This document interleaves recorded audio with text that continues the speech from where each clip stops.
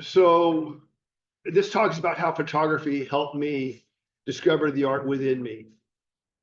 For most of my life, I was convinced that I had no aptitude for art, but I eventually learned that my capacity for art was simply hidden. I believe that if I could connect with art, that even those of you who feel you're not artistic have hidden potential as well. And photography could be just a key that you need to unlock the art within you, as it has done for me. In the end, she became more than what she expected. She became the journey. And like all journeys, she did not end. She simply changed directions and kept going. For some unknown reason, early on, I was drawn to photography. I saved up some money working after school and on weekends and bought my first camera when I was in high school. It was a Canon FTB with a 50mm lens. I shot some color, but mostly black and white film, and eventually ended up buying some used darkroom equipment. I spent a few years breathing the chemicals and producing some very forgetful prints. I took careful notes of my settings while shooting, hoping that it would help me to learn how to become a better photographer. There was just too much time between shooting and printing in my darkroom for me to notice any improvement. Still determined to learn, I signed up for a photography class at the local junior college. My instructor was very good, and so were the other students, but I was embarrassed by my uninspiring images. My instructor continued to encourage me and must have seen something that I didn't, because at the end of the class, he told me that I could be good at photography if I'd only stick with it. I traveled whenever I'd saved up enough money to serve places like Mexico, Central America, Indonesia, and the South Pacific. I always had my camera with me and took mainly travel snapshots. Eventually, though, I started to get a sense of how the camera saw the world, as opposed to how it looked through my eyes. To support my travel habit, I worked in construction and eventually obtained my contractor's license and started a construction business. I remember years ago, a developer that I was doing work Can for you turn it up asked me at to all? design a fireplace mantle. I had never designed anything before, and if I were to look back at it, it was probably poorly done. Is that you? It did, You however, said spark you an turned it up. interest, and I started studying and then Came out designing really some of my loud, construction right? projects. I'd walk through the jobs afterwards with my crew, and we were very critical of my design choices, learning what worked and what didn't. Soon clients were requesting that I design their projects, and my company evolved to a design build firm. It's better. This experience gave me confidence in my design abilities. Just turned off because This I'm helped me here and considerably you. with my photography compositions.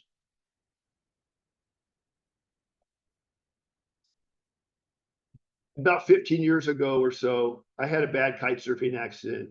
It was laid up for a while. To keep myself occupied while I was recovering, I bought a Canon Rebel digital camera with a kit lens, and my love for photography was rekindled. The instant feedback with digital is what I needed to progress with my photography. This photo is the first image that I took that I wanted to hang on my wall. I was hiking with some friends along the Stanislaus, who patiently waited for me as I stopped every so often to take photos. Most places were too cluttered with undergrowth to get a clean shot, but I finally found an area to my liking and hopped from boulder to boulder until I was in the middle of the river. My friends grew tired of waiting and told me they were going to keep hiking. They eventually hiked another 3 miles and then turned around, certain that they would run into me on the trail. When they found me, I was still on the same rock, in the same awkward position, with my tripod in the middle of the river, oblivious to everything except for the image I was trying to capture. When I'm concentrating on a photo, time has no meaning.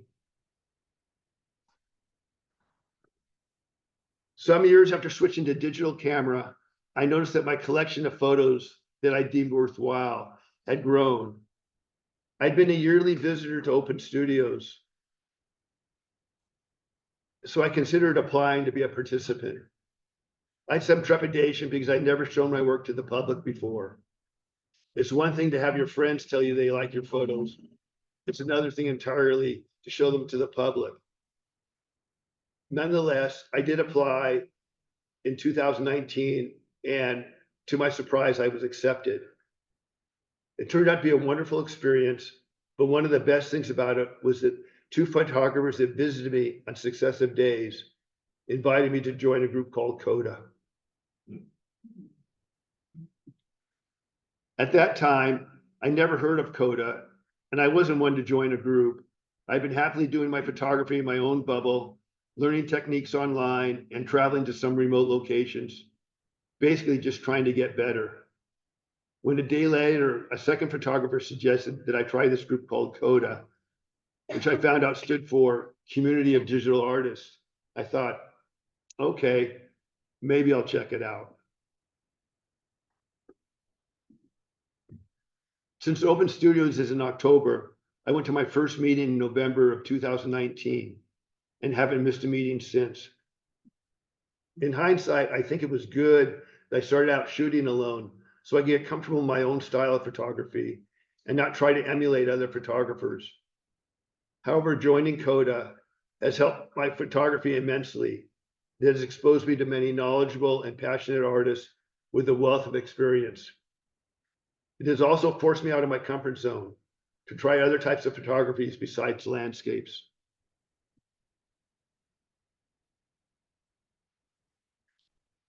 Every name has a story, and it's no different with fish out of water photography, which abbreviated appropriate enough is FOO photo.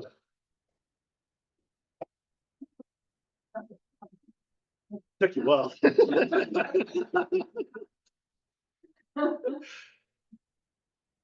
On a whim, I decided to visit Death Valley and found the vast, dark beauty astonishing. For one who had spent most of my free time immersed in ocean-related sports, the desert surprised me by how quickly it captured my soul. Soon I found myself visiting multiple times a year, especially if there was inclement weather. My surf buddies would call me to tell me of an impending swell and derided me when I informed them that I was in Death Valley. They simply couldn't understand what I was doing so far from the ocean. It then occurred to me that I was like a fish out of water, which perfectly described me and my photographic endeavors.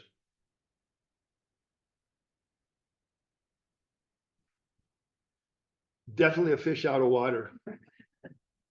A good friend and fellow photographer, Mick Singer, who's sitting right in the front, took this photo of me in a remote area of Death Valley. We went hiking, looking for a different composition, sure that the perfect one was just over the next rise. It turns out we were just chasing a mirage, managing only to end up many miles from our campsite. Just to give you an idea of how far we hiked that evening, we were camped at the base of the darker colored mountains, directly below the setting sun. It was a very long hike back in the dark that evening. Not every excursion results in good photos.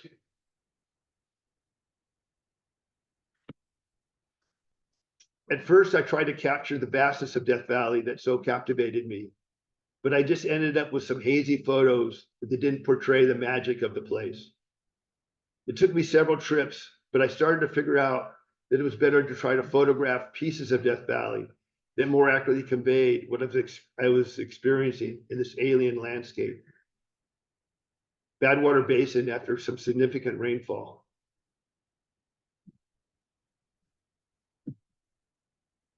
I called this image the far side of the dunes because my camp was at the other side of the dunes at the base of the mountain range in the mid-ground. I usually find that it takes me several trips to the same location to figure out the lay of the land and how to shoot a particular area. It also gives me a chance to experience the differing lighting conditions so I could choose a time when it's most likely to have good light for my compositions.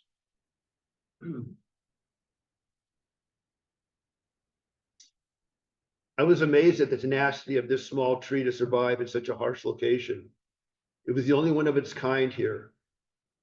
I always liked the mix of warm and cool colors and was excited when I saw this composition.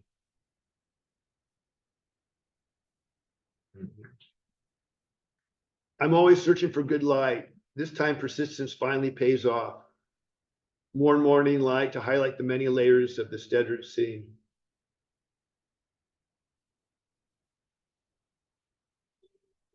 Sunrise and reflection at what people were calling Lake Manly, Badwater Basin, Death Valley.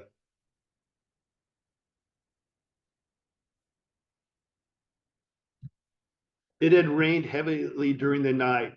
I know this because I found out my tent was no longer waterproof. I woke up completely soaked, along with most of my clothes and sleeping gear. Since I knew I wouldn't be sleeping anymore that night, I started driving around looking for photo opportunities. It was gray and drizzling, but I thought this pattern of water coming out of the wash into the playa looked interesting. I figured out it would probably work best as a black and white image, but after taking a shot, I was surprised to see these blue colors.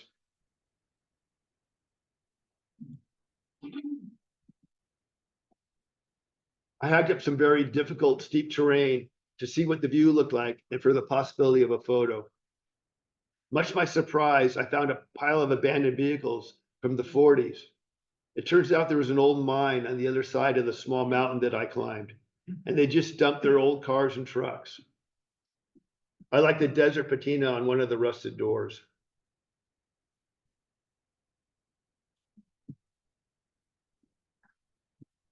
The juxtaposition of the desert colors and snow-capped mountains never fails to catch my eye. Death Valley continually amazes me.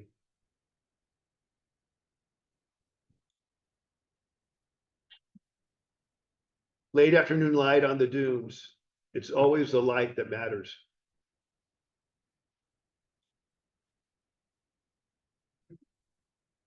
Another late afternoon dune image. I like how the light caught the shining milkfish bush. This is a rare plant that grows only in a few select areas of Death Valley.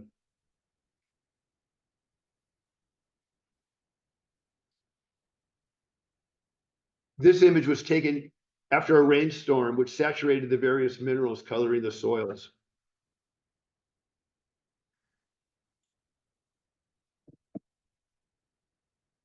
Lines, layers, and some water. Not what most expect in Death Valley.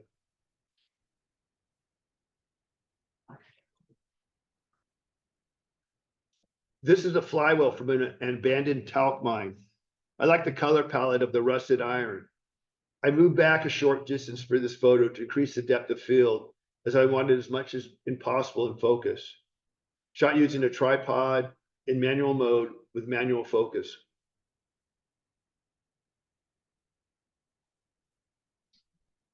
Another image after a rainstorm. Notice a pattern? The reflected sky on the playa and the clouds is what caught my attention.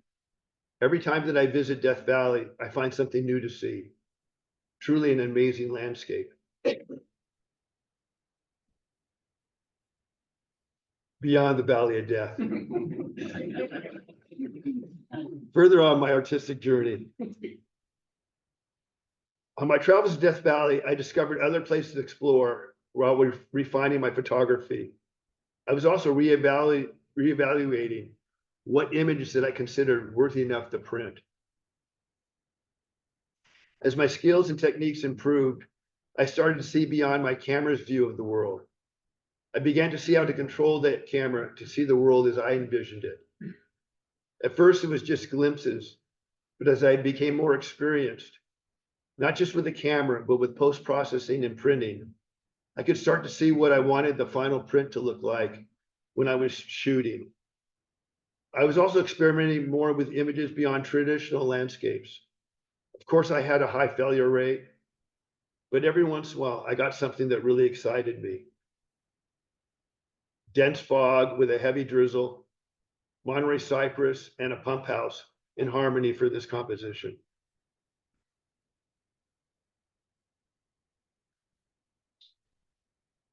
To produce a fine print, it's necessary to become competent enough at using the camera to take an acceptable image, process the digital image using programs such as Lightroom and Photoshop, and finally print an image that is an accurate representation of the processed digital image.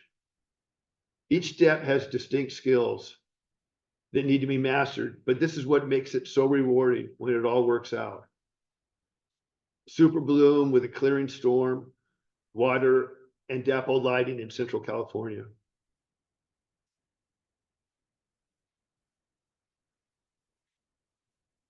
I think of my camera equipment as needed tools that capture a scene that's good, that's a good representation of what my senses registered. Just as with my carpentry tools, I always make sure that everything is in excellent working order and I understand how to use them properly to make it easier to accomplish my goals. I don't buy unnecessarily, but I do buy good quality. I don't want any equipment distractions when I'm out in the field. Keep in mind that it's the techniques that are most important. You never hear anyone comment to an accomplished painter, "That's a beautiful painting. You must use very good brushes." I, however, have been told more than once, "That's a nice photo. You must have a really good camera." Fall colors with clearing clouds and mist, Yosemite. Speaking of painters, I've always been drawn to the work of painters, especially the Impressionists. I've been experimenting with different techniques to achieve a similar feel with some of my photographs. I'll use reflections, inclement weather, camera movement, and multiple exposures to get the look that I'm after. This image uses reflection with some light wind ripples on the water, to give this effect to the black oaks and the granite face of El Cap.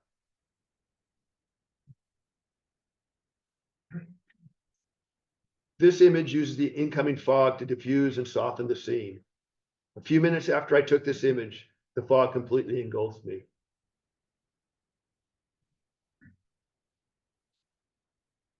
This photograph of a lone pine on a granite face uses both inclement weather, a heavy snowstorm, and camera movement.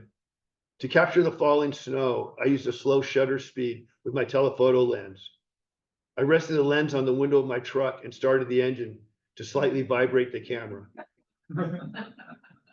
With experience, I was gaining knowledge of what combination of equipment and technique would give me the look I was seeking.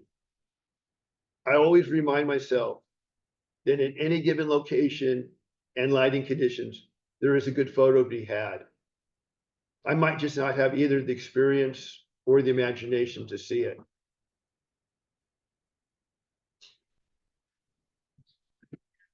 This is another one that uses reflection to bring out the texture and patterns in the granite cliff and to soften and slightly distort the trees in the midground.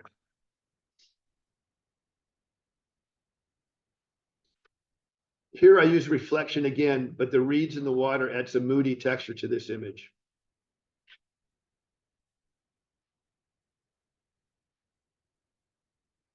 I left the Vermilion Cliffs in Arizona that morning and was headed home, not sure how far I would get. 14 hours later, I chanced upon this spring scene, a late season storm on these coastal hills.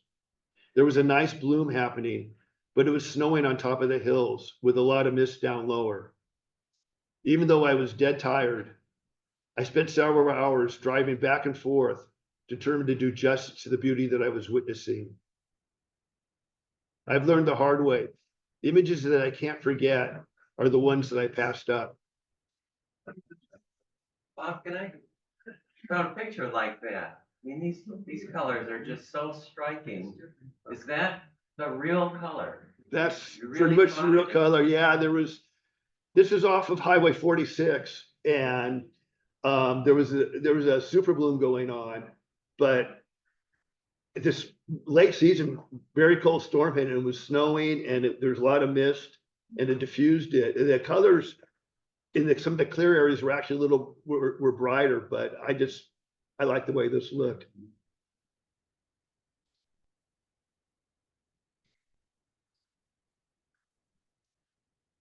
Another reflection was some reeds and cumulus clouds in the eastern Sierra.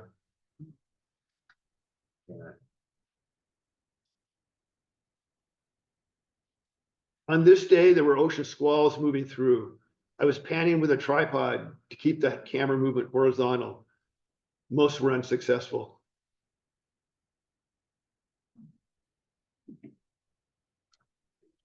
This image was taken in the High Sierra using a reflection of the tree branches with fall leaves floating on the surface of this alpine lake.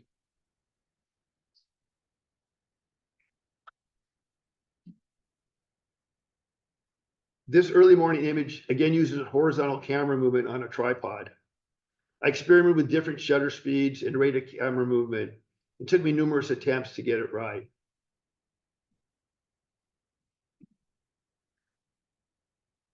Eastern Sierra with aspens in the fall. This time I used handheld camera movement.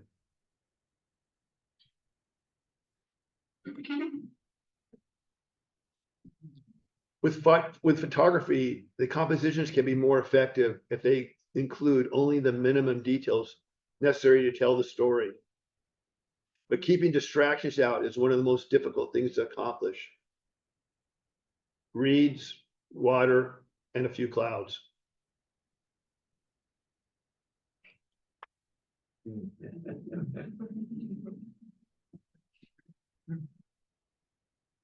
Maybe because I started with black and white photography, or perhaps because I find it so challenging, but I'm drawn to monochromatic imagery.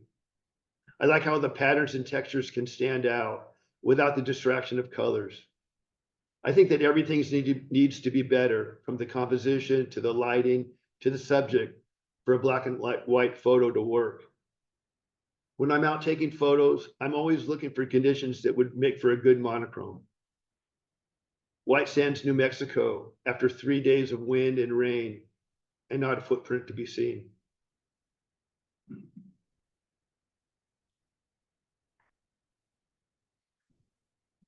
Monarchs are typically printed in color, but I like how the eucalyptus branches mimic the patterns in the monarch's wings, and thought that a black and white image would highlight this.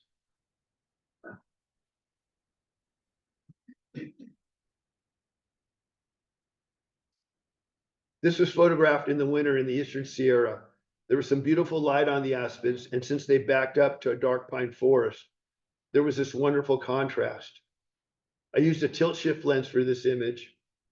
This articulating lens, when tilted, can manipulate the focal plane and change how much of the image is in focus. I use tilt shift lens frequently, and they can be very challenging to use, but the results are worthwhile.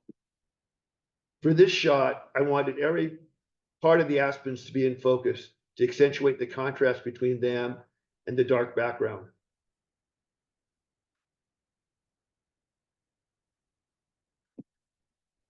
I call this one Beauty by Fire. I was driving through some higher elevations in New Mexico and was struck by how the fire-ravaged pines outlined the snow-covered mountain ridges and contrasted with the pines that were spared. Even nature's destruction can have beauty.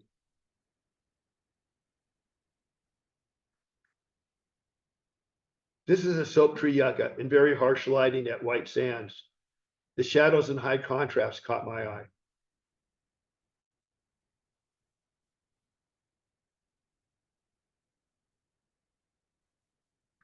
Northern California.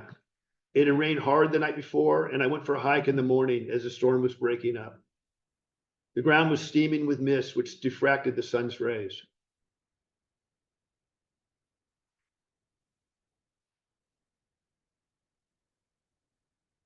I've mentioned inclement weather. This is the reason I prefer to shoot in adverse conditions. It could add drama and tension to an image.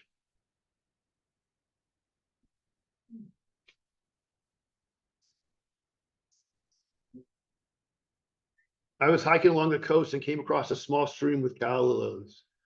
I thought a black and white would bring out the sensual shape of the flower.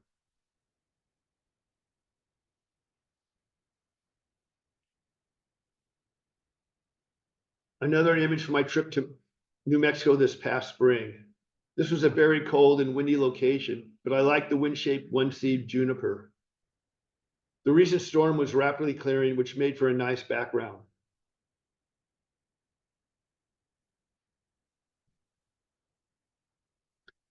This day, the fog was drifting in and out along the coast. I liked how it softened the background and diffused the light on this Monterey cypress.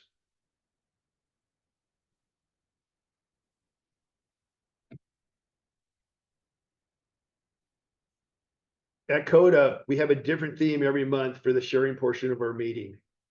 I can't remember this particular theme, but it had something to do with portrait photography.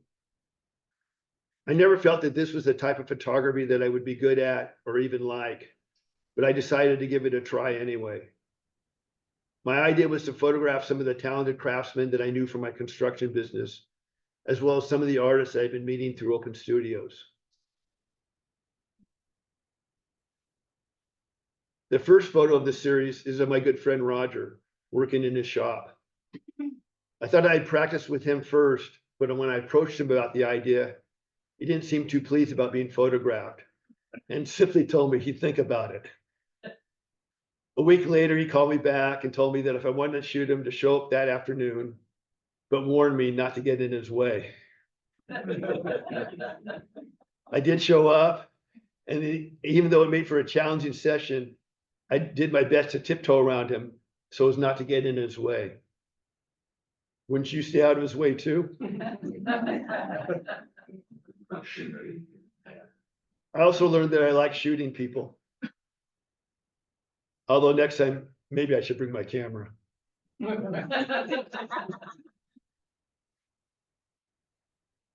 This is Karen, a good friend and wonderful artist in her studio. For this series, I wanted to concentrate on the hands and the artwork.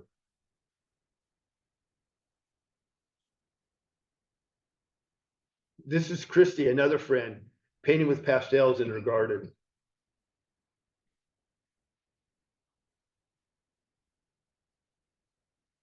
I first met Joe when we were both going to college in Santa Barbara, surfing together whenever we could. We reconnected in Santa Cruz when I was just learning to windsurf, and he was already very accomplished at the sport. Here he is working in his sail loft on a repair.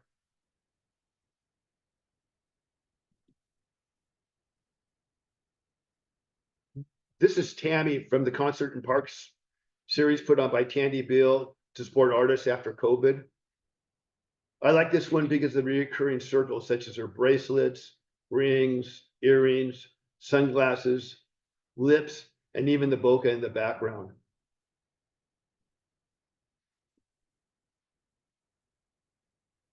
This is Jeff, also from the Concert and Park series. I like how the light highlights his face and hands and brings out his character.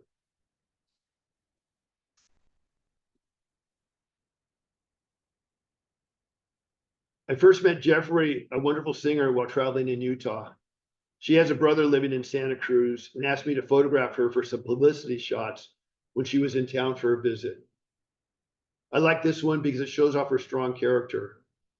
I used a reflector in addition to a flash and natural lighting for this image.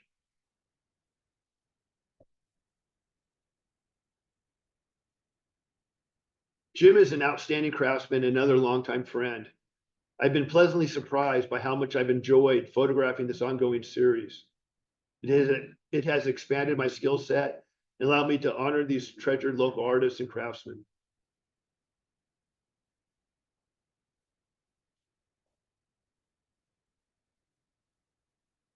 Over the years, I've received some great advice from other photographers, and I'd like to continue this tradition by passing on some of the tips that helped me improve.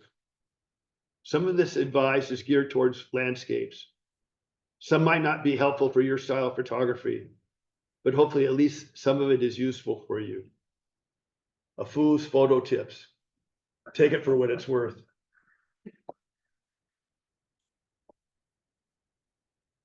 Have fun.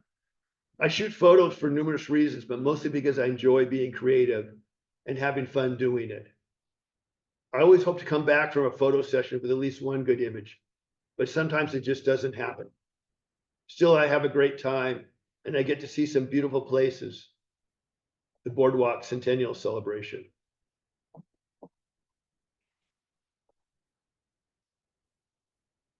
I'm not sure why I was drawn to landscape photography in the first place. I just know that it fuels my passion. If you want to get better at photography, shoot what you love. If you're not sure what that is, start by shooting what you know and use that as a springboard to try other types of photography. For example, you might like to cook, so you start to take photos of different dishes that you prepared. This inspires you to photograph the local farmers market where you've been shopping. Next, maybe you start to experiment with black and white photography. Not only are you getting out, but you're creating art. Leaks at the local farmers market on the west side.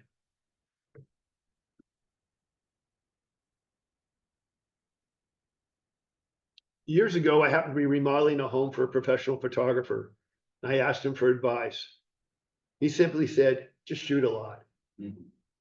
I've never forgotten that advice. Would like to add, shoot with intent. What is your subject and what story would you like to convey? How will your composition aid in getting your story across? Would it be better to use a wide angle or a telephoto? Should you shoot low to the ground or would a higher perspective help? How much of the image should be in focus and where? I called this photo Winter's Gold. And I was the only one on the beach because it was very cold for Santa Cruz.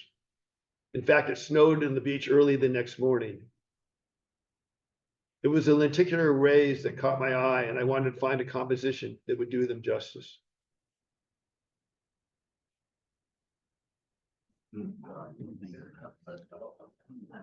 I use a tripod for most of my photography, and I recommend that you do so as well. A tripod allows you to concentrate on your composition and not on holding your camera still. Using a tripod will give you a sharper image while having the full range of shutter speeds available. Other techniques such as focus stacking, multiple exposures, and macro photography are easier with a tripod. The White Mountains during a lunar eclipse. This is a composite image of 3 shots using a tripod. One for the bristle cone, one for the eclipse side of the moon, and the last for the bright side of the moon. It wasn't possible to get the correct exposure and focus in a single shot. I know because I tried.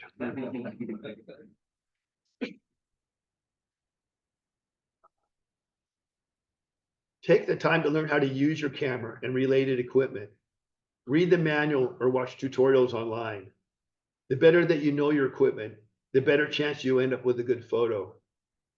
Practice with the various shooting scenarios at home so that you are confident when it counts. Oftentimes you won't get a second chance. Old Ford heavy-duty truck that burned during the recent fires. I used LED lights to illuminate the backlit truck. The headlights miraculously did not melt during the fire and were lit up by the setting sun.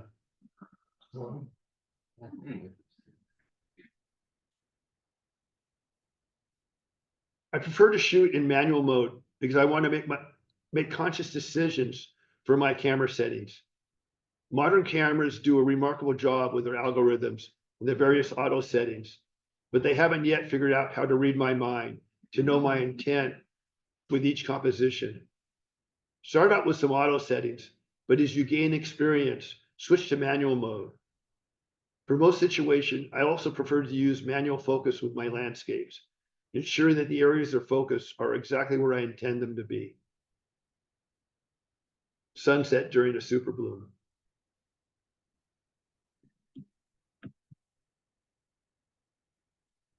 Modern digital cameras are very good, and it's not necessary to have the most expensive one to take a good photo.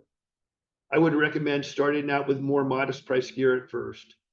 Once you gain experience and know more what type of gear you require, then upgrade your system. Look for a camera that has manual mode and perhaps interchangeable lenses. To get to this viewpoint overlooking Monument Valley, it takes about 5 hours on one of the worst dirt roads that I've had the pleasure of traveling. Last light of the day, highlighting this juniper.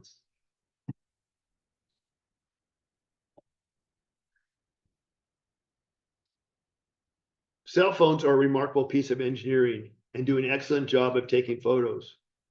However, they won't teach you how to become a better photographer because it's the phone that's doing most of the photography.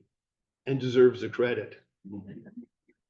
Sure, you've gone to the location, point the phone at the scene and press a shutter, but that's usually about it. It's like taking your friends to a restaurant that you like and then taking credit for a great meal. It's not like you prepared and cooked the meal. The credit rightly should go to the chef and staff. I have a friend that can go to a restaurant and figure out how to make whatever was served just by tasting it. But she's an excellent cook with a lot of experience. She didn't learn how to cook by going to restaurants.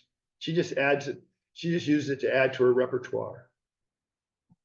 Don't get me wrong, the cell phone can be a useful tool for both casual shooting and serious photography.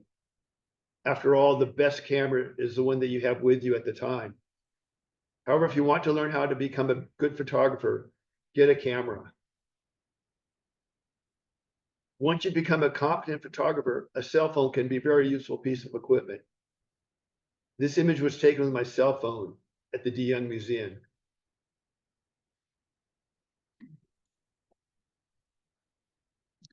It's easy to think that if I could only get to some exotic location, I could get some good photos. But it's not necessary to travel. We just need to see our common places in new light. This image was taken in my front yard of some floating ginkgo leaves in my koi pond and the reflection of the surrounding Japanese maples.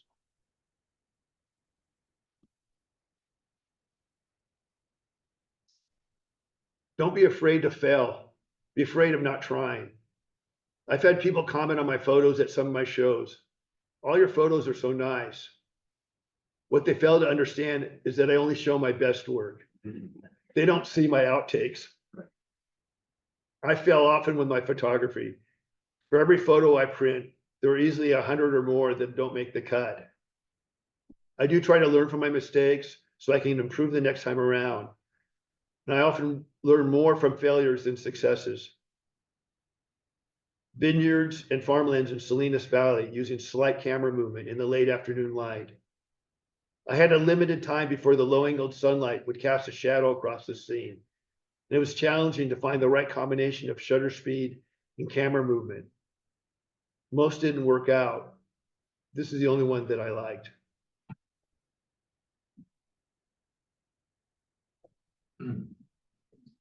Experiment. There are a lot of situations that are best suited for traditional landscape shots, but this is not always the case. Try new techniques or equipment. Keep an open mind about new ways to interpret a scene. Typically with a wildlife photo, it's important to get the subject as sharp as possible. With this image, I used a telephoto to compress the scene and keep the foreground and background out of focus, and the great blue heron sharp. When I processed this image, I softened the heron to give this image a more painterly feel, which I found pleasing.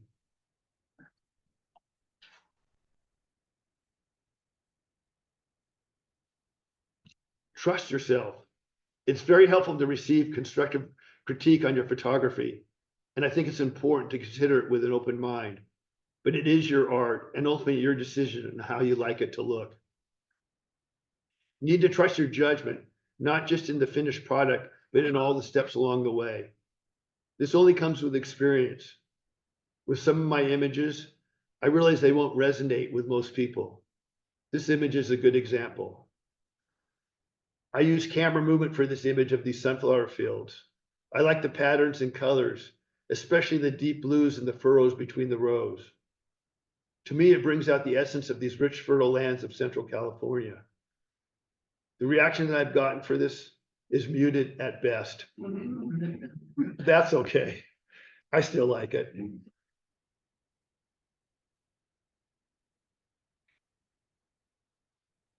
The old masters, when they painted, they knew exactly what path your eye would follow when studying their artwork. They wanted you to explore their art without your eye running off the edge, always discovering new facets. There are rules for composition, such as rule of thirds, S-curves, and leading lines that are helpful aids to consider when setting up a shot or when cropping during post-processing. However, trust your judgment. Some images will benefit by breaking these rules. After all, the goal is to create art that is pleasing to you. The shot of the boardwalk was taken during the COVID epidemic. And I thought that the do not enter sign in the railroad crossing was appropriate. I converted this image to black and white and then selectively added some color back in. The colorful days of joy were fading from memory as we entered these bleaker times.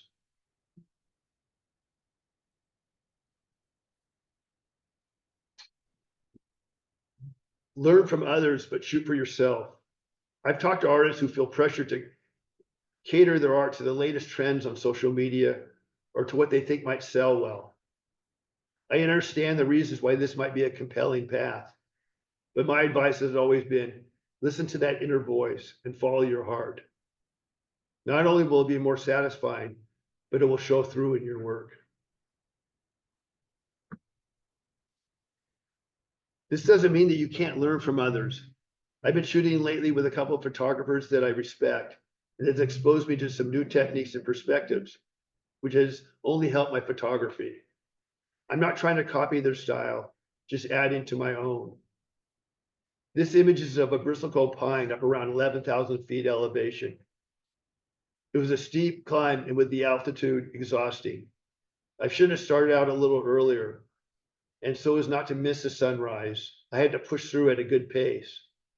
I had less than 30 seconds to set up my tripod and camera on some very steep and unstable terrain for this shot before the sun rose too high, and I was elated when I pulled it off.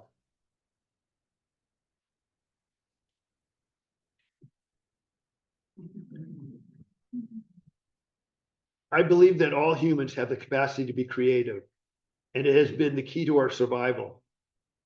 Some can tap into this creativity from a young age. Others, like myself, need to find the hidden art that is within us all.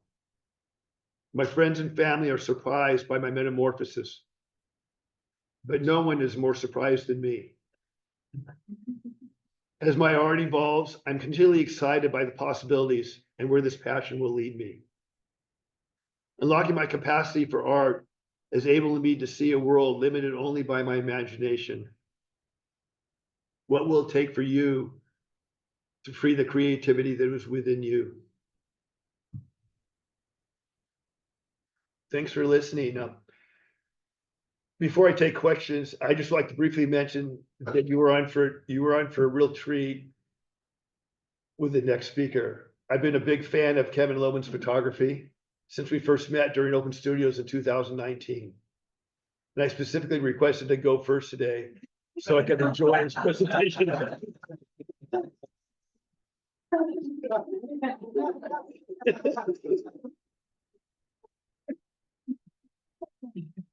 Anyways, if you have any questions, I'll be glad to answer them.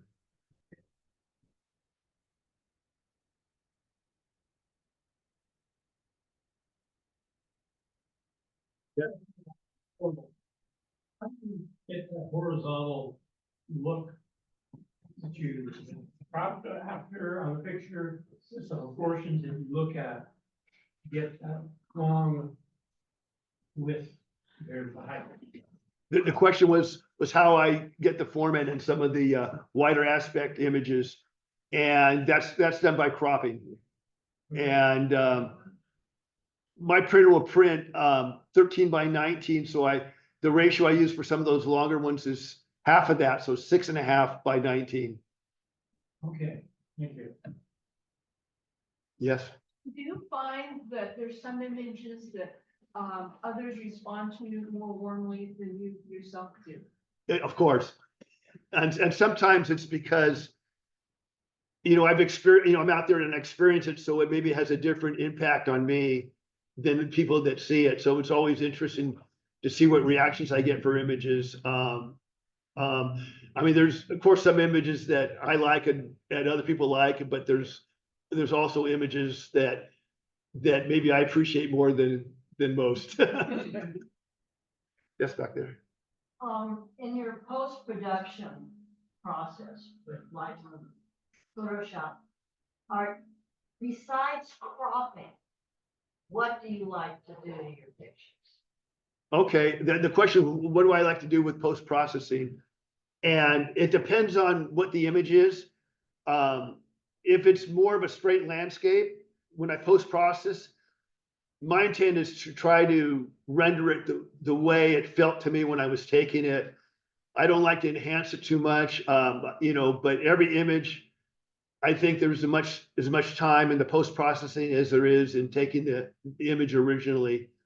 When I'm doing more of my impressionist or abstract images, then I feel I have more leeway to manipulate the images to get the artistic effect that I'm after. No, that one, towards the end with the brisk golden pine and the sun coming through it, where was the light on the tree coming from? Okay, that one I brought out I lightened the tree up because it was backlit.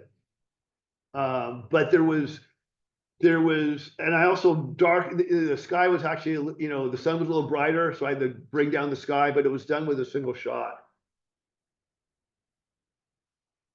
Yes, here in the front. What is your experience, if you ever used it, with stitching or panoramic shots? The question was what's my experience with panoramas? Or stitching too, you know. And stitching, it's, you know, it's a pretty easy process to do, post-process, to stitch images together. I shoot a lot of panoramas, but there's very few that I end up using. And I more often crop with like more of a wider angle view and then crop it. It's not that I don't like panoramas, and I think a lot of times I think I'm getting something good, and when I get done with it, I'm not that impressed sometimes. So, yes, yes. Do you ever take photographs in the ocean? I mean, I know you're a surfer, Yeah. but do you have a camera that you can take out and shoot? That's a good question. Do I ever take images when I'm out surfing or out in the ocean? I've seen some amazing things being out in the ocean. I have a lot of time in the water, and a couple of times I've tried to bring a camera out surfing. It's really hard. You do both poorly when you do that. But I wish, you know, I could capture some of the things that I've seen from the ocean, because it's a different perspective when you look back at the land and just even the critters you see out in the ocean. Some you'd rather not see, but.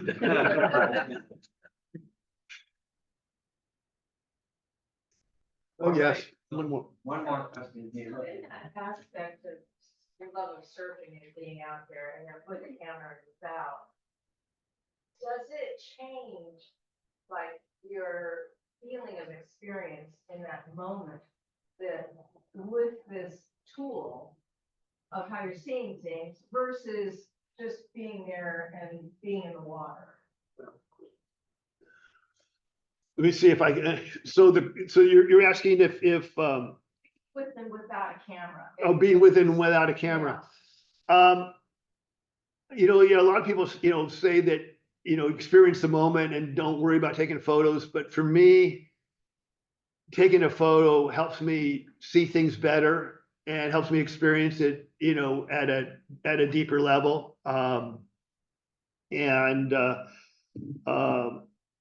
And I, you know, I have a great time when I'm out shooting, whether I come back with good images or not. But I think it sharpens my senses when I'm looking at things. I pay more attention to how the light's hitting things and at what time and compositions. And so I think I appreciate some of these scenes more now that I've got more experience with using a camera. Okay, well, all right, we're gonna have two quick ones and then we'll take our break. You said you've not done presentations before. I was really grateful for your presentation and the step-by-step way you took us through your evolution. And all along the way, giving us tips and suggestions. I mean, I just applaud you and thank you for your presentation. Well, thank you. I would, you know, I mean,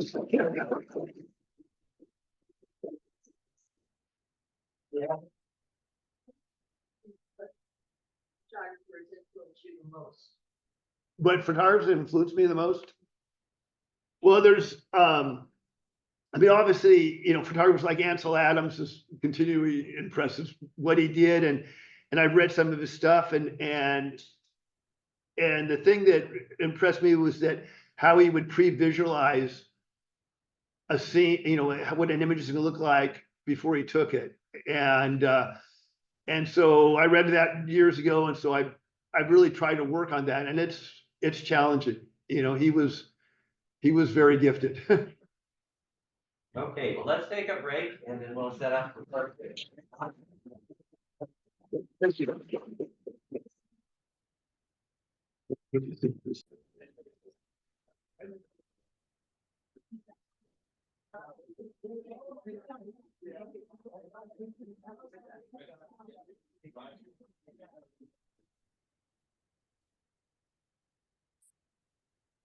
Okay, so start with a cliche.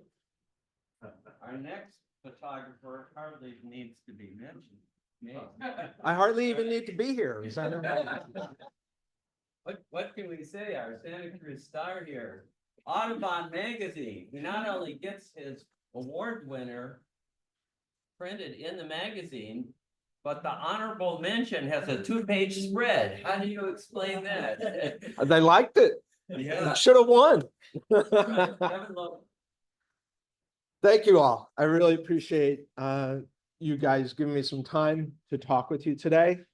I appreciate following Bob in reverse because he did such a great job with his presentation. Told me he'd never presented before. So good. He goes first. I'll look better.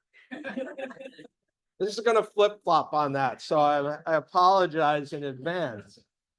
So the course that you're all signed up for is the art of photography. And I want to spend time today talking about what I feel, in my perspective, makes a powerful image. And it's things that really help bring about an emotional connection in the image between what the photographer, in my case, me, has made, and then what you see and what you get from it. And what I create doesn't always result in the same experience and response as the viewer as I even anticipate. I post a lot of images on Instagram and Facebook, and sometimes, you know, I kind of like this one. I'll go ahead and post it. And then that one gets a whole bunch of likes. And the one that I say, oh, I really, really like this one, I tell myself, and I post that, and I get a okay number of likes. And it's really variable. I say, well, I guess I'm glad I posted both of them so I can get an idea of what people are feeling about a certain image that I post. All that being said, Instagram and Facebook don't show your images to, 90% of the people, even probably 10% of the people that follow you. So you never know what the responses are. And I know it's not Bob because he's not on social media. So,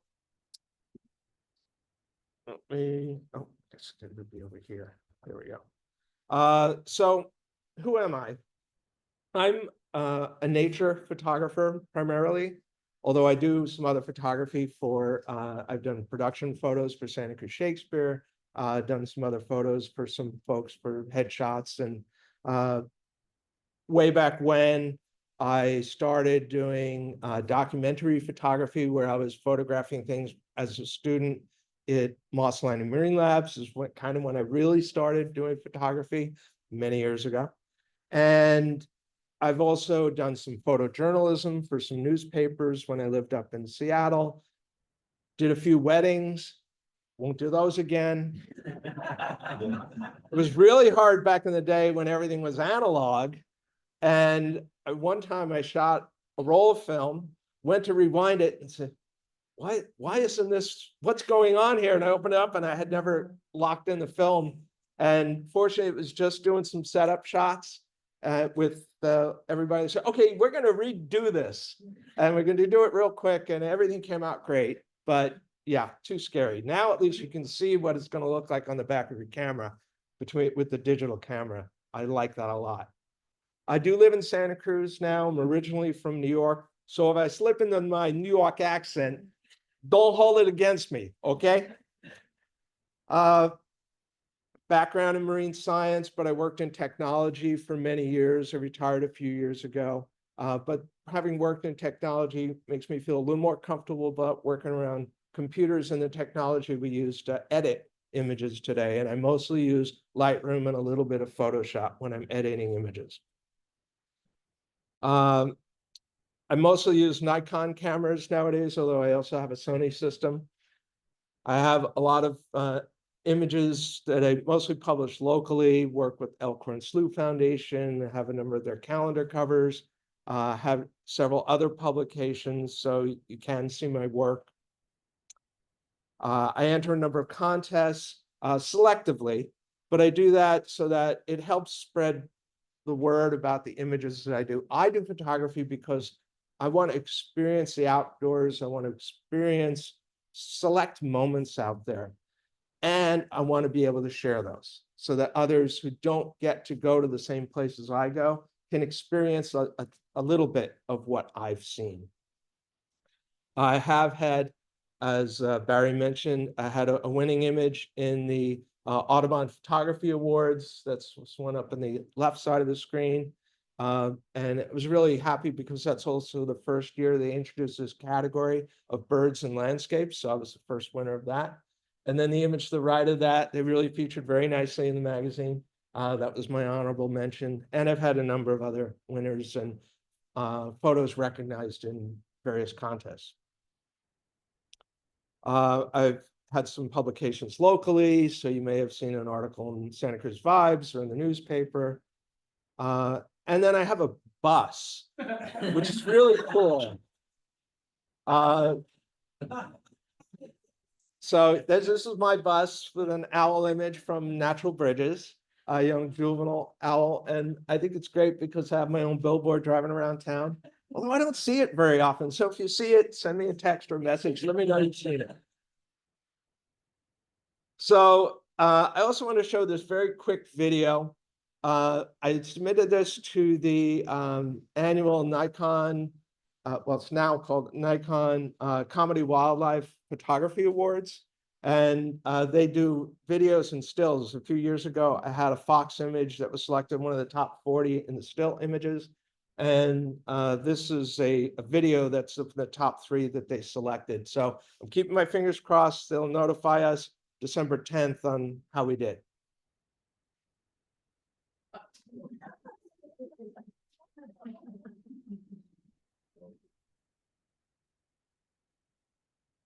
There's no sound, it's just me clicking the camera or other people clicking the camera. But I call this one Fox with Zoomies. As it's zooming around and enjoying the frosty grass that it was laying on. But you see lots of different things when you're out doing wildlife photography. So I just wanted to share that quick moment. So I always get questions about gear. And Paul Nicklin says, you know, gear is the least important part of the equation. Having a vision and being able to articulate an idea visually are much more important. So, and I really admire Paul. He has some incredible photography and he gets himself out there in situations that he sometimes has, you know, difficulty explaining how he survived. I don't put myself quite in those situations. And apparently I don't listen to him about gear. I have a lot of it. So this is gear that I use pretty regularly. The gear that I use mostly for wildlife photography are a couple of long lenses, my 600 and 400 and my Nikon Z9s. That's mostly what I have when I'm going out doing photography. But when I was in Africa, I used the 24 to 120 and the 100 to 400 a lot. When I go out on boats out in the bay, I use the 180 to 600 for more flexibility. All great equipment. I consider this is like being a carpenter. You have a lot of tools. You pick the right tool for the situation you need to go photograph in this case. I use my 85 and 70 to 200 when I do production photography for Santa Cruz Shakespeare. So you work with the tools that you need to produce the photography that you have envisioned that you want to be able to produce. This is me in the field. Thank you to my wife who took this picture. And I included this because this is all the gear I have. And there's a lot of thought that goes into these things you collected over time. So it's simple stuff, but it's not just the camera. It's not just the lens. And I don't use a tripod very often. Most of the time I handhold my camera. But when you're doing owls in the dark, it's helpful to have a tripod to hold it, although I'll show you some images where I usually don't have the tripod with me. So the things I want to talk about are, I'm going to be getting to how I get to the different images. I'm going to touch briefly on exposure and focus. So first I want to say, I'm not going to go into the settings I use. It varies with the type of photography. It's a bird in flight. Yes, it'll be like, fast. So 1/3200th of a second, but I also shoot down to, 1/800th of a second or 1/30th of a second if I want to blur the image. The key things are focusing on the subject. If you have the eye in focus and the rest of the images is blurry or out of focus because of the depth of field, you look at it, you see a sharp eye, you think the whole image is sharp. It's just the way we respond to these images. But you really want to do something that you need to keep in mind is photograph your image the way you want it to look. I know a photographer who's a great photographer. He likes to make all his images blurry. I'm not talking about Bob. But I know other photographers that intentionally do that. And I think that's great. If that's your style, you should photograph the way you want your images to turn out. And don't fear high ISO, because that will deny your opportunity to photograph. And with our denoise software and cameras nowadays, or that you can use to edit your images, it really is pretty amazing what you can do. This is an image that is shot at ISO 102,400, handheld with my 400mm lens at f2.8. But I was shooting fast because I had a sense it was going to fly, and so it was at 1/1000th of a second instead of a much slower speed that I would like to have done to get less noise, more detail. But to be able to show an image that you took at this sort of an ISO and actually it's recognizable, it's an airplane.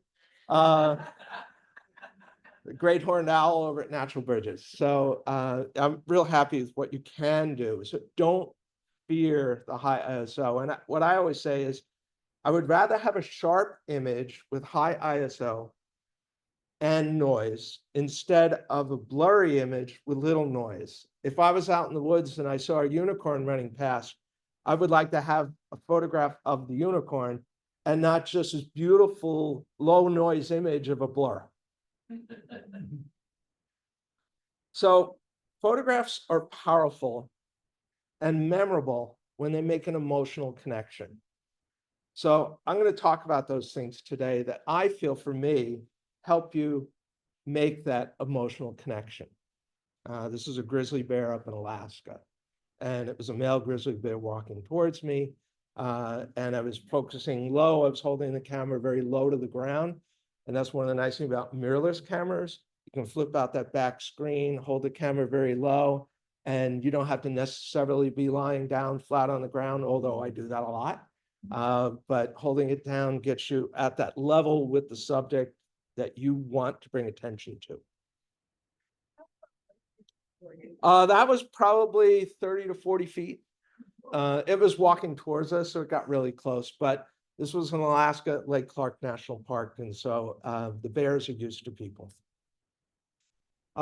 So first, I want to point out there's one rule of photography. It's an important rule. Don't forget it.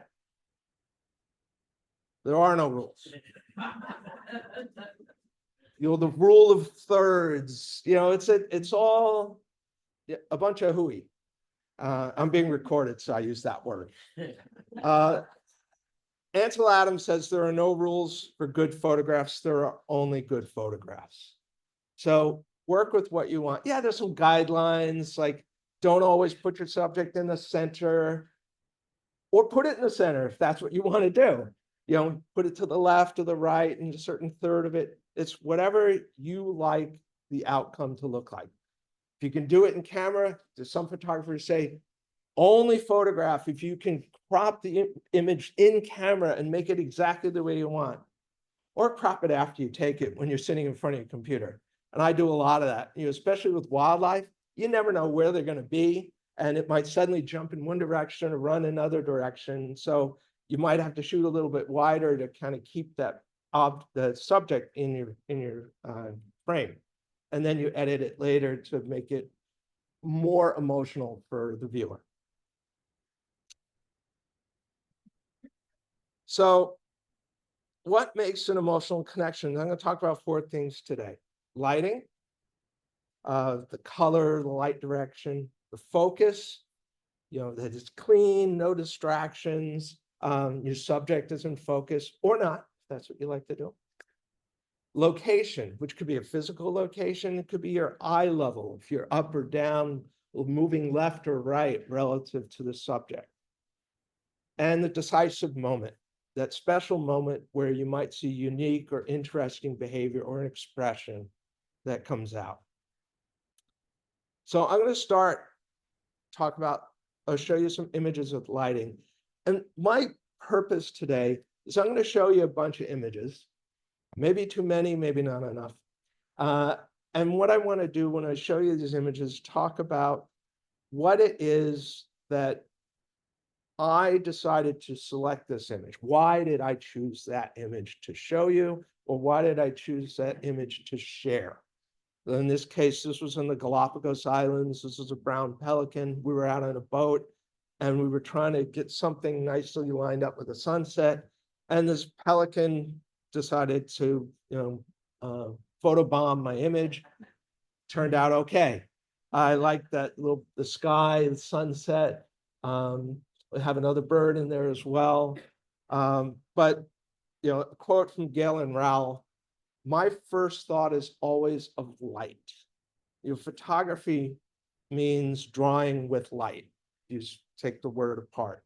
So without light, it's hard to do photography. But you don't need a lot of light or a little light. You work with the light you have. This is an image of a snowy egret. This is front lit. It's the end of the day. I like the image.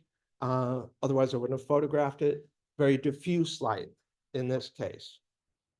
And I was at a low angle. I was kneeling on the beach while this egret was walking back and forth. And I try not to disturb animals. I just want to point that out when you're doing wildlife. I tend to use long lenses. But this beach had like 60 people walking back and forth on it.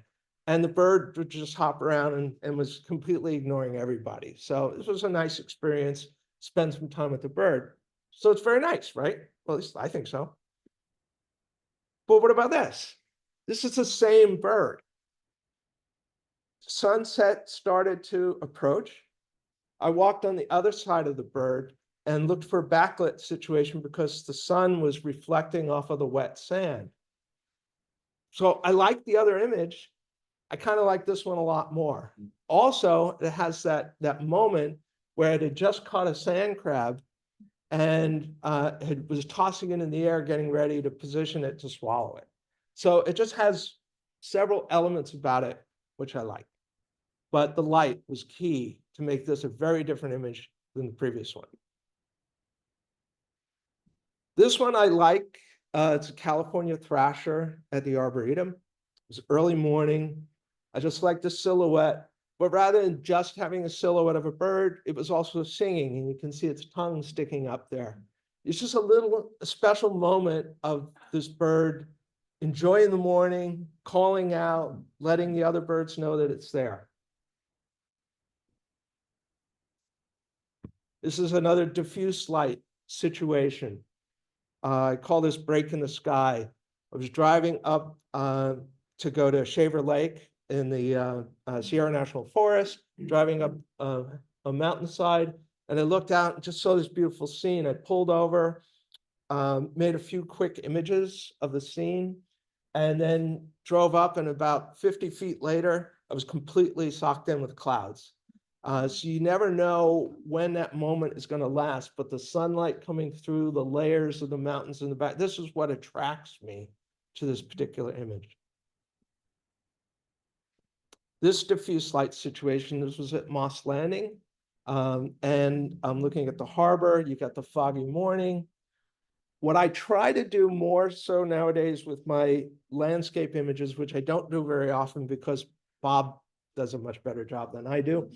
But I really enjoy the birds in the scene. So I try to create what I call wildscapes, a landscape that has wildlife. So not only does the light make it a special moment, but the wildlife add another reason why it's a special moment. This is a long exposure. I call this 3 seconds over Monterey Bay. Who can guess how long the exposure was? But the colors really came out. It smooths the water a bit, but you can still see a sense of the waves coming through. This is a 30-second exposure. So you guess what I call this one? 30 seconds over Monterey Bay. The water is smoother. I did this one as a vertical instead of a horizontal because there were more layers of color. The pink in the foreground at the bottom of the image was reflecting off the sand. And then you had the sky in the background from the sunset. But a longer exposure can bring out some pretty crazy colors in the sky.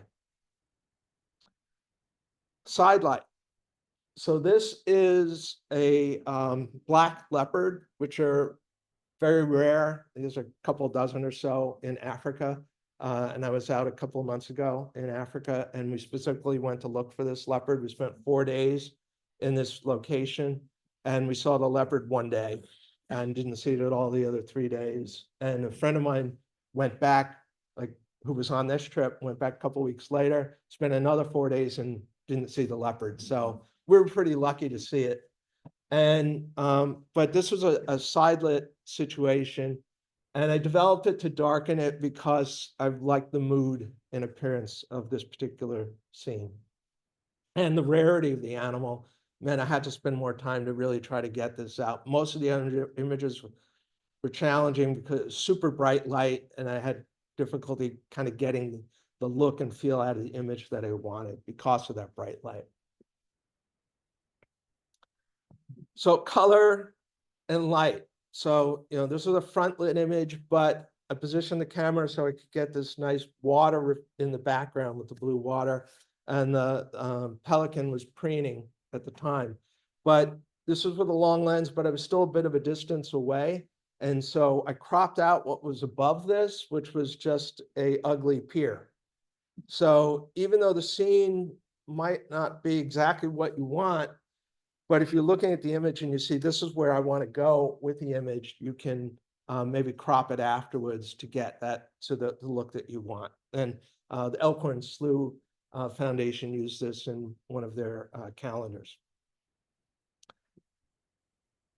More colorful backgrounds. So these are hummingbirds at the Arboretum. I did not Photoshop these. So if you've ever been to the Arboretum, they have these colorful banners, tall, skinny banners that they have throughout, just to decorate the area. And so I lined myself up to have the banner in the background and found the hummingbirds perch. So hummingbirds will typically go to the same perch over and over and over again. So the more you know about your wildlife, the more you might be able to understand what they're doing. So I found a spot where they like to perch on these Erica plants in the African garden. And then I waited for it to come back and then made these images. So one day they had a yellow banner, another day they had a pink banner, and another day they had an orange banner. So look for your backgrounds. Backgrounds make an image. Very, very important. It's not a rule though. This is a high key image. This was a young juvenile owl that was struggling to hold on to this vertical branch. It was still trying to figure out, getting its coordination together. And so I was able to make this image The light was so bright behind it, even though it was at sunset, I decided to go with this high key image. So it really brightened up the background. And so I could bring out more detail on the owl itself. And about 3 seconds later, it fell about 4 feet down and landed on a little branch that I couldn't really see from where I was, but it was a nice moment. So I do a lot of high key photos, especially with birds in flight in a white sky. Yeah, you want to bring out the detail of the bird and not just have this dark silhouette all the time. So then that lends itself to a high key image where you're overexposing the image more than the camera would do by default, so that you can bring out details in the shadows. This is another backlit image where there was some light reflecting off the ground, but it was also coming in from behind it early in the morning. Actually, no, this was a late in the day one. It was one of the days where the Arboretum was open late. And I was able to go in and pick up some light from the background, but also having that reflecting off of this wild turkey. And I kind of like how it brings out some of the special details and the patterns in the feathers because of the light, which is why I picked this image. And I'm also at eye level. I'm kneeling down to photograph this. So it makes it more intimate with the subject, which maybe helps you relate a little bit more to the subject as well. Another backlit image, there's a bears up in Alaska, the mom on the right, baby on the left. And I just like this little moment where the young bear is walking up to mom and it's like, hey, I got this story. Let me tell you. I got a joke for you. And mom said, oh, yeah, go on. I'm sure it'll be funny. But it's just fun. We specifically moved to a position where we could do backlight. And then you expose so that you try not to overexpose the bright areas so that there's still some detail there, which means you're going to way underexpose the darker areas and then try to balance it out when you're developing it. So another thing about lighting is focus. So, having a clean image, no distractions, subject in focus. You're always supposed to focus on the eyes, right? Well, this is focused on the nose because that was right in my face. And I think it really adds a very different perspective to this image. So I'm going to talk about some images now where being clean and no distractions are pretty important. So this is one where on the surface, I first look at it and say, oh, I like this image. I got the bird's sharp, you got this color in there. But as you look at it a little bit longer and you start to be pickier about the image, well, these are kind of distractions. You have that kind of that bright green spot and this bright white spot. Your eye kind of goes back and forth between the bird and these bright spots. Bright spots tend to draw your eye. So when you're looking at an image, if it has a really bright spot, it's going to pull your eye away. Now, sometimes that could be good if there's some detail in the white that you want to bring out. And other times it's just a distraction. Here, I like the scene. When I first looked at it, oh, I love this scene. But as I'm looking at it closer, I said, well, this is a distraction. It looks like the bear's back has an odd shape because there's this light spot behind it that kind of blends into its fur. And then I overexposed a little too much. And so there's no detail in the snow. And so no matter what I do, if I tried to take that down, then it becomes muddy and kind of gray. And I didn't like it. So, what could you do with something like this? Well, you could maybe crop in. Sometimes that works. Or if I had knelt down lower, I could have hidden this little brown spot right behind the bear. At least that wouldn't be seen.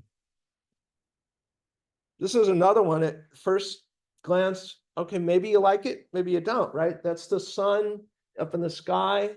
It's not bad. And I like it a lot. So, one option is you just crop it out.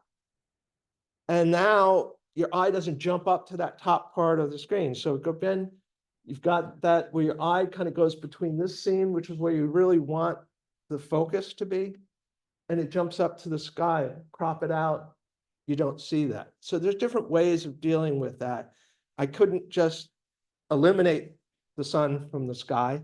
I could have underexposed a little bit more and maybe had a little more detail in there, but it's really hard when you have a bright sun, there's no detail there. So what do you think, right? It's one or the other. You might like one, you might like the other. It's very subjective. Photograph what you like, share what you like, and if nobody else likes it, then find new friends.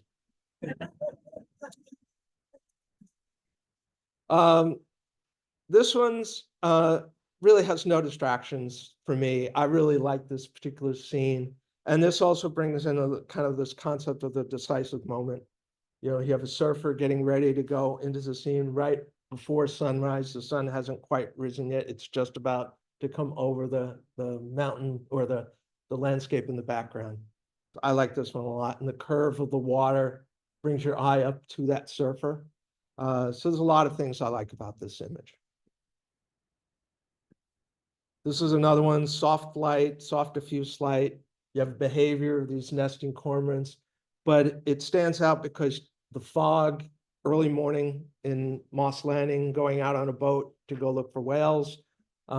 It softens the background a lot, so you don't have the distractions of the boats in the background.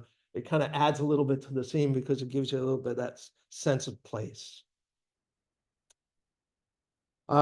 This is another one with no distractions. It's a black neck stilt at sunrise, clean background colors and a silhouette with a hint of motion in its rear leg. You can tell it's walking.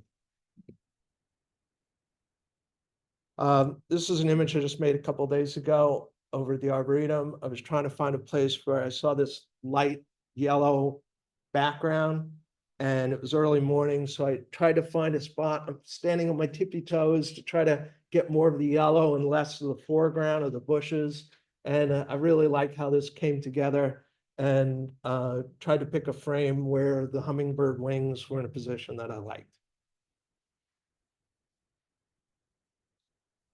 And this is elephants at sunrise.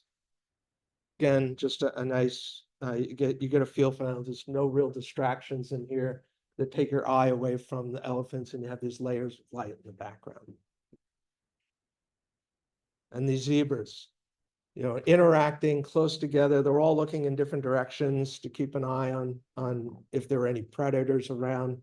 But it's a really nice moment of the three of them together. And the patterns are very eye-catching. So I did this one in black and white. When it was not in black and white, there were some colorful spots that really were distracting. So converting it to black and white really helped. And then this one, I just like the look of this as well, with, again, no distractions, decisive moment with this hooded merganser with a crayfish in its mouth, and reflections from the hillside behind, which was in bright light, but this was in shadow. And so you get these really colorful reflections on the water and the little ripples in the water as well. So, you know, what else makes an emotional connection? It's that location. I've touched on some of this. You know, where are you? This is in Africa, so that's a location. But I was also very low to the ground in this particular image. I was in the vehicle, but I was holding my camera out the vehicle and leaning down as this lion was walking towards us. Before it got too close, I went back in the vehicle. I didn't want him to go around and tell the story. Hey, talk about being really close. I got this guy who's really tasty. So a good photograph is knowing where to stand, from Ansel Adams. So this is a photograph of a great horned owl in a field. There's some distractions. The one that bothers me most is the one that's right over its face with that piece of grass. So I stepped to the right and eliminated the grass. So when you're photographing a subject, especially in wildlife, right, things are happening, you don't always have that opportunity to move around and reposition yourself. But take a step to the right, step to the left, and you may have a whole new composition. But that removed the grass from in front of its face. And by the way, this was handheld. It was late at night. I could hardly see the owl. It was ISO 12,800. So, well, that's not terrible. But I was hand holding with my 400 millimeter lens at 1/5 of a second. And have a number of blurry images too, shooting bursts. But I was able to get this one, and it's maybe not the sharpest, but given the circumstances, the pose, the lighting, I really like this particular image. This is, a brush rabbit. I like rabbits. They're very cute. I was lying on the ground to photograph this. I saw the color in the background. So just having this nice moment with a rabbit, brush rabbit at the Arboretum. I go to the Arboretum a lot. It's a great place. Common loon, again, I was lying on a deck, on a dock at the wharf down in Monterey, and this loon was swimming by, so it was getting very low to bring that context, so that blurs the foreground, blurs the background as well when you can get very low like that. And at eye level. This is another one where I was lying down on the ground, a ringneck duck with the reflections of the trees with some fall color on behind them. And this was over at Westlake Pond. So you don't have to go far to come up with great images, or at least images you like. But you can go far. I don't have one of these around here, but this is Craig, a beautiful, large, fun elephant in Amboseli. And again, I was in a vehicle that had no door, and my camera was pretty much up leaning out and had it on the ground to try to get this perspective. One tip when you're photographing elephants, you don't want to photograph them from the top because it diminishes their size and they don't feel as majestic. But if you can get down below, it really brings out the size of the elephant. This is another eye-level photograph of an elephant in Savo with the red dust from a dust bath. But I really, really like this one a lot. I'm going to use this. I'm working on creating a limited series of images that will only be available as limited editions. And this is going to be one of the images I include in that. You look like you're above the elephant. My what? You were above the elephant. Well, that was pretty much just about eye level on this one. I wasn't down below, but it was right at it. And getting the ear out kind of gives you that better sense of the elephant as the trunk kind of comes at you here. That was pretty close on this one. Eye level in the Galapagos. I was lying down in this red sand and had a nice time looking at the Sally Lightfoot crab. So getting at eye level, it just makes so much more difference, or at least the subject level, the part of the subject that you want to enhance or emphasize. So now, this is from a boat, and I like the moment, I like the colors, the boat was moving, and I kept photographing, trying to find the right scene. I couldn't go back, but just happened to be the right positioning with everything that came together in this particular one as well. And then we've got an Arctic tern chasing an insect. And this was in the sky, it's a bird in flight, but with a long lens, it kind of compresses things so it doesn't always feel like you're shooting up. This I am shooting up. This is a monarch butterfly cluster from down at Natural Bridges. I like this because of focusing on the open wings of the butterfly. But I like this kind of a shot a little bit better because I'm more directly on with the cluster of butterflies. And then when I edited this one, I masked the butterflies from the background and then reduced some of the clarity around it to bring more attention to the butterflies themselves. And then this was in the Galapagos. I just included because I really liked it. This was lava flowing from a recent eruption, and we were out on a boat, and we were on a cruise, a 15-day cruise around the Galapagos Islands, and we were able to spend some time with this. So, decisive moment is the other element that comes into play with these various images, especially with wildlife. This particular one was a branch cormorant that was floating around on the surface of the water and then diving down. I was up on the wharf down at Fisherman's Wharf in Monterey, and I'm watching it and say, what can I do to make this an interesting image? Because I'm looking down. I don't like looking down on the birds. But then I noticed as it was diving in, I said, if I could get it while it's going underwater and still be able to bring out the bird. Then I just watched that. Every time it would go to dive, I would try to get that moment. And this one came together. And I was shooting fast enough so you still have the splashes. The top back part of the bird is still above water, but the head is underwater. And then black and white removes some of the other distractions of color brought into this image. This is a cedar waxwing. This has been one that I've either won or been recognized in a couple of contests last year in Audubon Photography Awards. The berry is perfectly focused between the beak.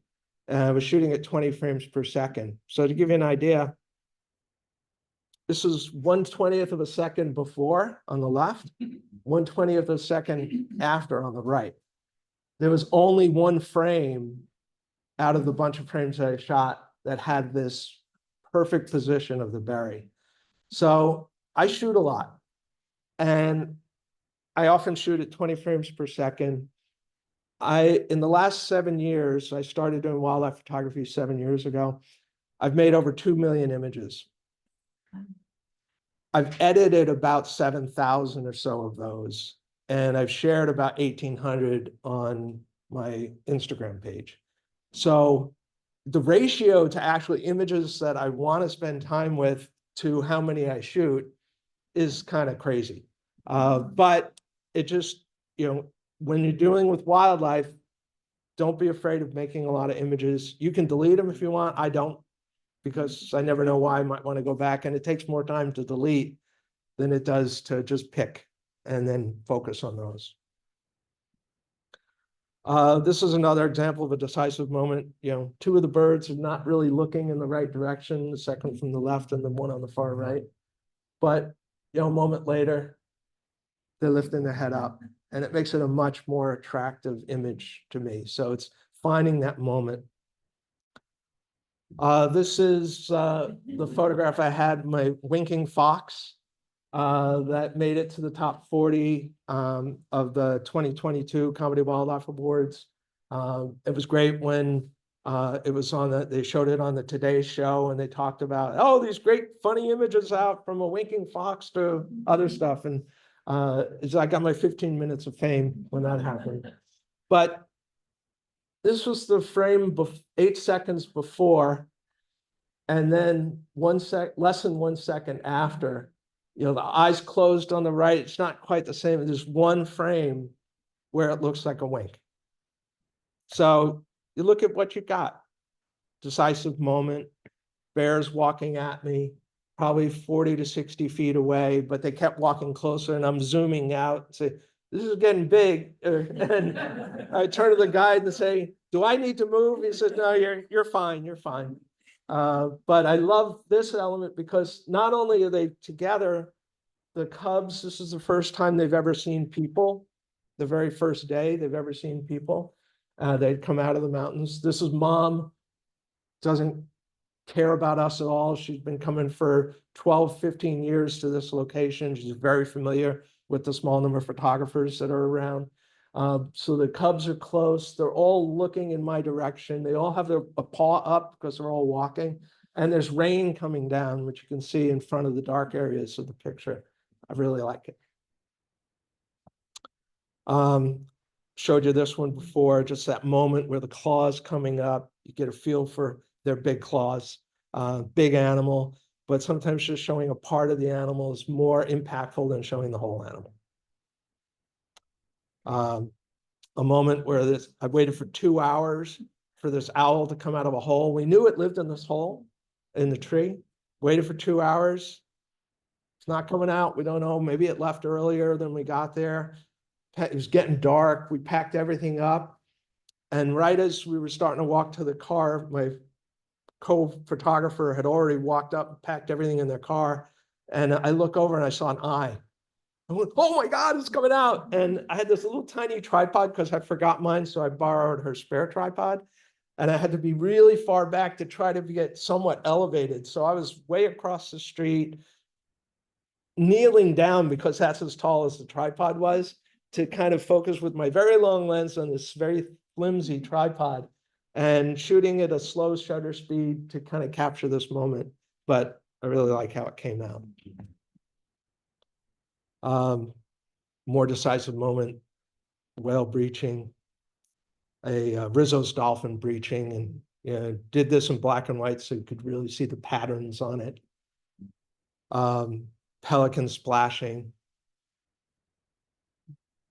I've got a laughing harbor seal. If you can have comedy in there, that also makes people laugh. This pose of an eland, I think is also kind of fun. I'm going to enter this next year in the comedy wildlife. This poor owl slipped. It's a juvenile. It was standing on this bark and it slipped and it's kind of like, whoa. That's what it looked like. This was an owl flying directly at me. And then it landed in the trees behind me. And that was a really cool moment. This is boys and girls, there are moments when animals make more animals. This is one of those moments. And it was really nice to be able to see this particular moment and make an image of it. And it was really tough getting them all to look at me. But they finally did. There was another fifth one that was looking off in another direction. So sorry, he didn't make the family portrait. And then this is an owl, that juvenile owl, just stretching its wings before it's getting ready to fly. And I tried to line myself up again to get a nice bright colored background to add a lot more element to the scene. And we've got, this was a decisive moment where a snowy owl was on the rooftops down in LA. I happened to be down in LA. Why was a snowy owl down in LA? I don't know. The sushi's good, whatever. It came down and it was there for a few weeks. And we were in San Diego. And on our trip back up, we made a stop to find this owl. And we got there and there were like 200 people around watching the owl on a rooftop. So I cropped out the rooftop in camera and a little bit in post-production. And it was a white sky. So, but it kind of makes it feel like it's in a snowy area, even though it's in the middle of a city, or at least an urban area. This was in the Galapagos. I love the look, the head turned upside down, the eyes kind of wide open as it's preening its feathers with this blue-footed booby. This one I really like, of Anna's hummingbird feeding her babies. This one I was really fortunate and lucky to find. This was an Anna's hummingbird that was picking lichen off a tree. When they build their nests, like in this nest here, they put lichen all around it. So this was, and in whole other areas in San Jose, of an owl picking lichen off of a branch. Owl, hummingbird. I got owls on the branch. It's a special rare hummingbird owl. They're going to name it after me. And then this is a couple of Allen's hummingbirds that were interacting. I don't really like these branches here, but the moment is kind of special. So sometimes you make exceptions because, again, there are no rules. Terns taking off in a big flock. I'd seen him do this multiple times. And so I positioned myself. I did have a tripod for this scene and waited for them to take off. And you could see some of them were just still on the sandbar. Some were up in the air, and then you get the reflections below, and just really, really nice moment. Beautiful this last season. We had the cormorants nesting over by natural bridges right there in front of you. So I'm looking down on them, which I don't like to do. But this moment of mom and dad and two of the babies, but the one baby standing up and the other one's just around the side next to the other parent there. Just this kind of interacting moment, I think is pretty cool. So decisive moment, picking the angle that you photograph at, what is your light, all of these things kind of help you produce an image that you might relate to. What's that darn bird doing on the other one? Again, photo bombing. But when we were down in Galapagos, these pelicans would dive in, stun fish, and then they'd try to grab them. Then the other birds would come in and land on them. Those are brown noddies, I think. They would land on top of the pelican, and then they would use that as a perch, and then they'd jump off and try to grab the stunned fish and eat those, looking for a free meal. So kind of fun. Another nice moment. Again, picking the moment where there's an interaction, behavior. Sometimes that is all you need in a scene. If the lighting's not great and the angle's not great, but a moment is great, that can be a lot of fun. This was in the rain. It was pouring rain. We were in a vehicle, and I'm just poking the end of my lens out and trying to shoot at a slower shutter speed to elongate the raindrops coming down. And I really enjoyed the scene of the position of the elephant, how it was standing. This is that image from Audubon.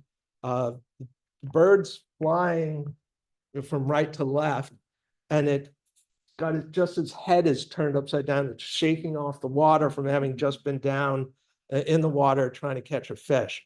So it flows up and then it's shaking its whole body and twisting its head. And that's how you have this line of water going up and drops going off its body. And I was hand holding my 600mm lens trying to follow this bird. And this wasn't cropped too much. This is almost full frame. Another nice moment. Pelicans coming in trying to steal a fish from a cormorant. This is up at Ed Levin County Park. The other one was the one before this was up at Shoreline. Local. You don't have to go that far to find great stuff. And I go to natural bridges all the time. My wife will tell me, "Where are you going?" Natural bridges. Oh, she rolls her eyes at me. I'm always going out to natural bridges. It's such a great place. And I could go there 10 times and not see anything. And then the 11th time, something fun happens. And then this is a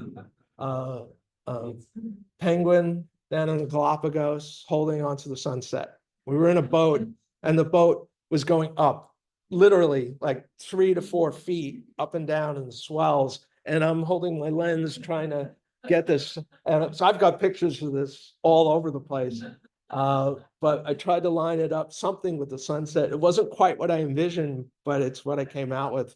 It was sort of the idea of what I had. So pre-visioning what you want to find is good. So that was my last slide. I'm going to show, I have a sale coming up. I have these up on the front desk over here. So sale this weekend.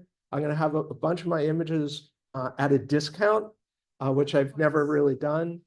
Prints, a lot of prints. And I'm doing it as a benefit for the Elkhorn Slough Foundation. I love that organization. I work closely with them. I let them use my photographs. I donate the use of my photographs to them for the calendars, for their website or whatever. And so it's just an opportunity if you're looking to pick up a gift for the holidays. I also have puzzles and some greeting cards, etc. So that's the commercial. And then I'm going to leave it at this. This is how you can contact me. I'm done. If you have any questions, I'd love to answer them for you.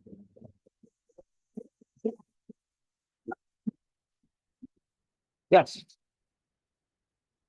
Focus on the eyes. Tell me about how you do that. Sure. It is hard.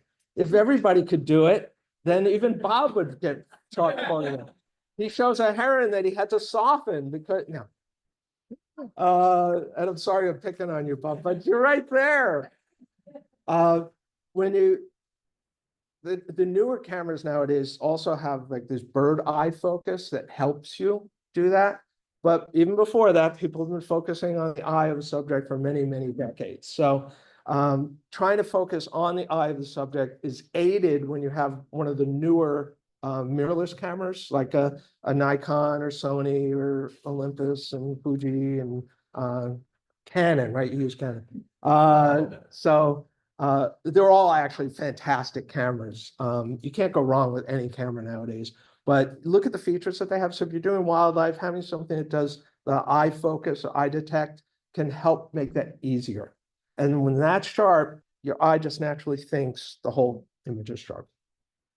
And to follow up, do you use flash difference or catch light? None of these images for flash. I own a flash. I used flash once and then I never took it out for wildlife.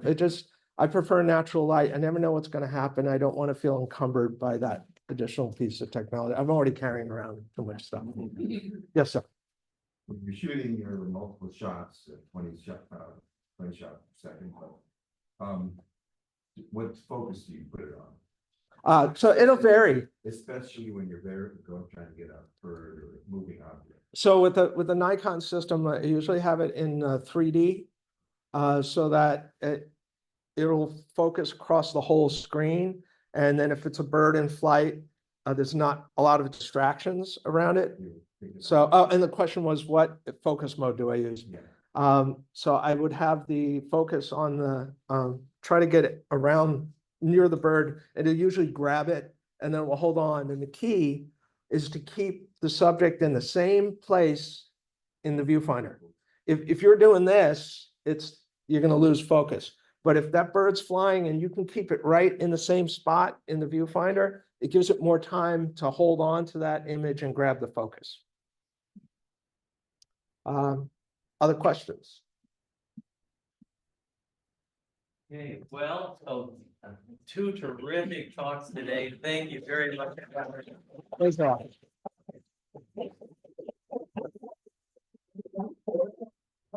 Everyone, if you can bring a chair outside and I will be back there for you. All right, and next